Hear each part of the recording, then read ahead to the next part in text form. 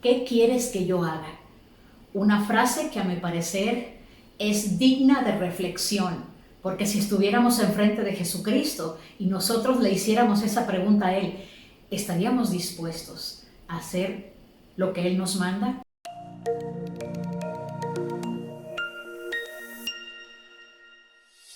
¿Qué tanto sabemos de Saulo? Que ese era el nombre antes de convertirse a la iglesia, al Evangelio de Cristo. Fariseo que perseguía violentamente a los seguidores de Jesús. Pero luego lo busqué en la guía para el estudio de las Escrituras. Dice, apóstol del Nuevo Testamento, su nombre en hebreo era Saulo, nombre por el cual se le conoció hasta el comienzo de su misión a los gentiles. Anteriormente, dice, había perseguido a la iglesia, pero se convirtió a la verdad después de ver una visión de Jesucristo. Hombre violento, y sí, porque en el capítulo 8 nos habla mucho del comportamiento que tenía Saulo. Los arrastraba, dice.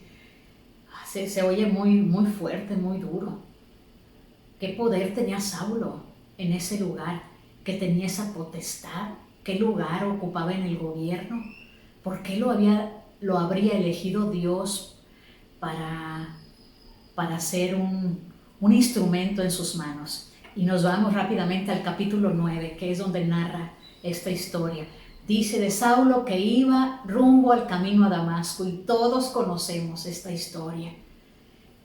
Saulo, Saulo, ¿por qué me persigues? Y entonces en respuesta, cuando Saulo oye estas palabras, ¿quién eres, Señor?, le pregunta. Y el Señor dijo, yo soy Jesús, a quien tú persigues. Dura cosa te es dar coces contra el aguijón. Él, dice, temblando y temeroso, dijo, Señor, ¿qué quieres que yo haga? Y el Señor le dio la instrucción, levántate y ve a la ciudad. Le dio instrucciones específicas, y de eso hablaba yo al principio de nuestro programa. Déjenme hacer una pausa aquí en la vida de Saulo y traerlo a nuestra propia vida, porque me encanta que lo apliquemos a nosotros, a lo que estamos viviendo. Y cuando estaba estudiando hoy en la mañana, vino a mi mente las veces que yo he estado confusa en mi vida en cuanto a qué voy a hacer, dónde debo vivir, porque a raíz del fallecimiento de mi esposo, pues yo he vivido en varios lugares y no lo he tenido muy claro, me ha sido difícil. He querido vivir con mis hijos, pero uno vive en un lugar y otro vive en otro, y mi mamá y mis hermanos viven en otro lugar. Y me recuerdo hace un poco más de un año orando fervientemente a Dios, preguntándole, ¿dónde debo vivir? Y me recuerdan una de tantas veces de súplica a Dios, haber escuchado la voz del Espíritu decirme, donde más te necesiten. Y cuando reflexionamos un poco, cuando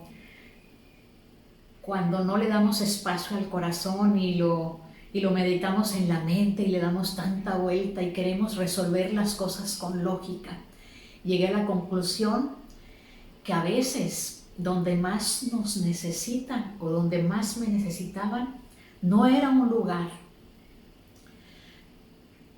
tan cómodo, tan apropiado en ese momento para mí, pero eso es lo que yo pensaba.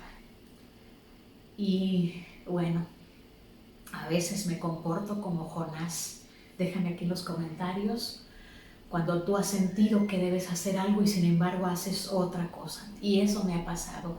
Por eso me siento identificada con Jonás. Y ahora con la historia de Saulo, mis respetos para Saulo, porque a pesar de que en ese encuentro que tuvo con Dios quedó ciego durante 3 días, Dios envió, Jesucristo y Dios enviaron con Saulo a un hombre de Dios llamado Ananías. Y recuerdo a Ananías cuando el Señor le dijo, ve a la ciudad y ahí hay un hombre en el que le vas a poner las manos sobre su cabeza. Y Ananías decía, siempre nuestra lógica saltando, ¿verdad?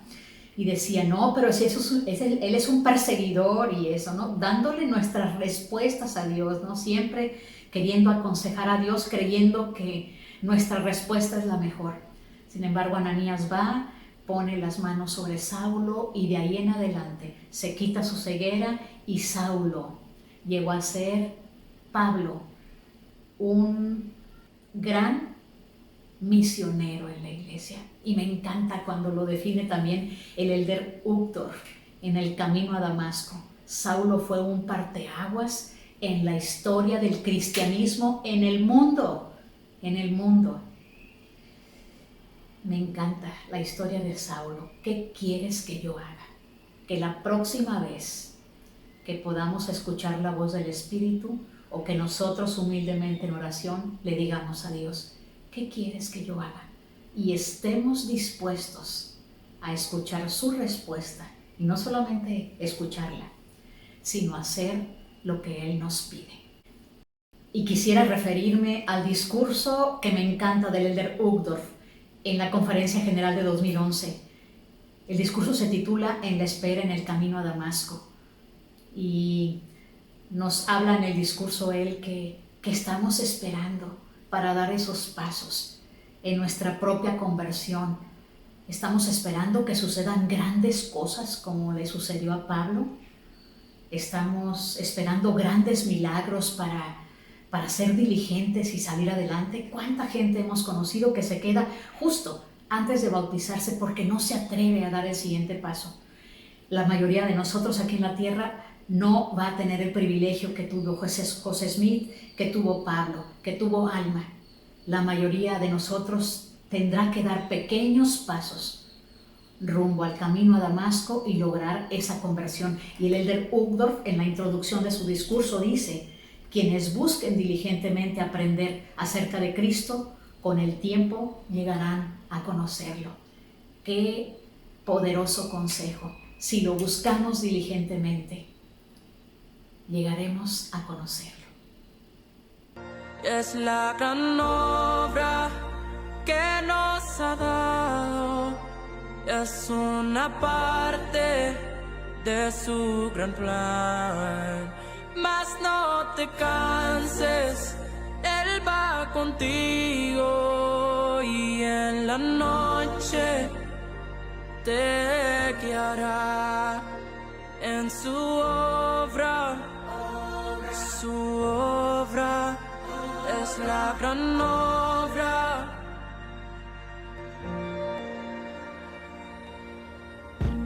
Si el corazón le das, sabrás tu identidad y lo que sueña para ti. Y al seguirlo a Él, la obra vas a hacer, su amor verás vencer. Es la gran obra que nos ha dado, es una parte de su gran plan.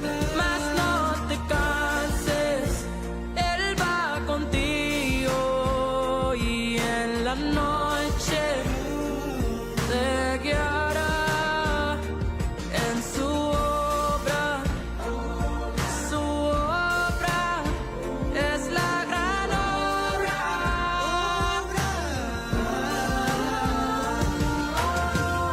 Su obra y su gloria te quiere junto a Él y tu lugar te mostrará. En la obra que nos ha dado es una parte de su gran plan. Mas no te canses, Él va contigo y en la noche te guiará en su obra. Su obra es la gran obra. En su obra es la gran obra.